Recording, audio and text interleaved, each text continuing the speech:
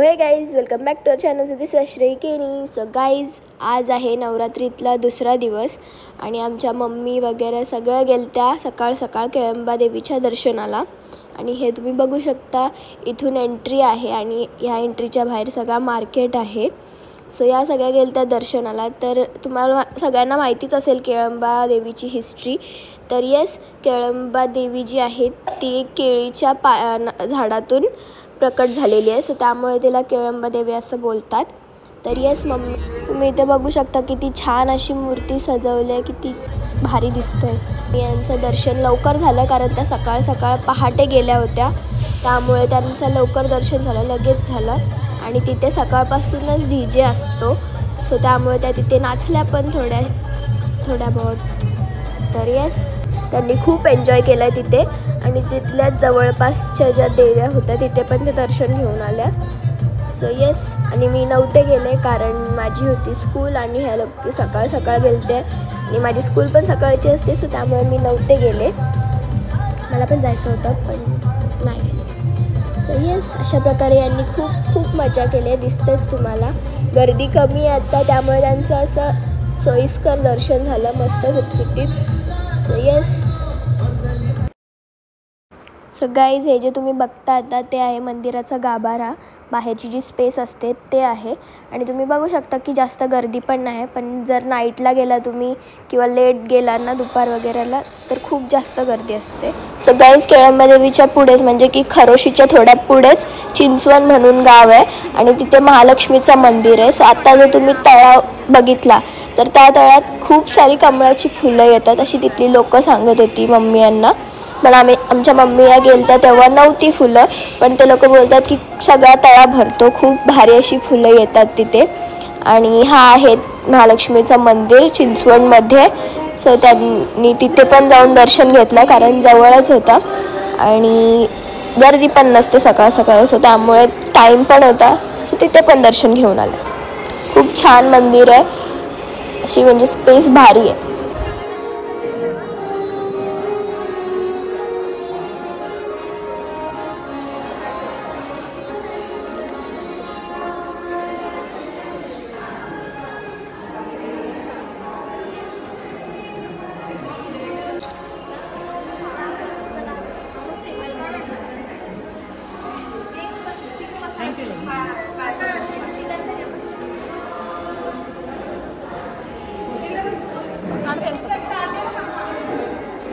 Welcome back to our channel. So this is Shrey Keni. तर guys, आज आहे 26 सप्टेंबर आणि आज आहे फ्रायडे.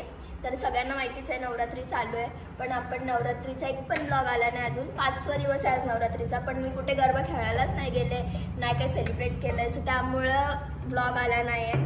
आणि आम्ही आमच्या देवांची पण तर तुम्ही बघू शकता सगळी अशी स्थापना केली आहे, मस्त पूजा वगैरे मम्मीने पहिल्या दिवशीच सगळं केला, पण मी घरात नव्हते. सो त्यामुळं मला काय ब्लॉग घेता आला नाही. आणि मम्मी एकटीच असल्यामुळं मम्मीला पण एकटीला ब्लॉग पण घ्या, परत सगळं करा, पण त्यामुळे नाही जमला. त्यामुळे ब्लॉग काय आला नाही. पण आज आहे फ्रायडे, उद्या सॅटर्डे संडे आम्हाला स्कूलला सुट्टी आहे. सो त्यामुळे आज मी जाणार आहे गरबा खेळायला आणि उद्या पण जाणार आहे. सो त्यामुळे 2 दिवस आपले फुल ब्लॉग येणार आहेत कारण आम्ही जाऊ तिकडे, मी तिकडे पण ब्लॉग घेईन. आमच्या पाड्याची देवी असते तिथे पण भेटेल तुम्हाला बघायला. आणि सामाजिक संस्था असते जिथे आम्ही जातो, तुम्हाला दरवर्षी माहिती आहे तुम्हाला, आम्ही जिथे गरबा खेळायला जातो तिथे पण देवी असते. तर तुम्हाला दोन्हीकडचे व्लॉग्स पण बघायला भेटतील. 2 दिवसात मी सगळे व्लॉग्स करणार आहे आणि एक वेळेस नवरात्रीचा 9 दिवसाचा एकच व्लॉग येऊ शकतो. जर जास्त झाला तर आम्ही दुसरा पण टाकू. सो तसं तुम्हाला दिसेल पुढे पुढे व्लॉग येणार आहे की नाही.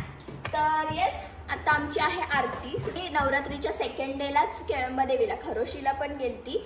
सो तिथला व्लॉग पण केला आणि तो व्लॉग तुम्ही बघितलाच असेल. ज्या माझ्या फ्रेंड्स घरी आल्या त्याच्यातच मी तो व्लॉग ॲड केला आहे.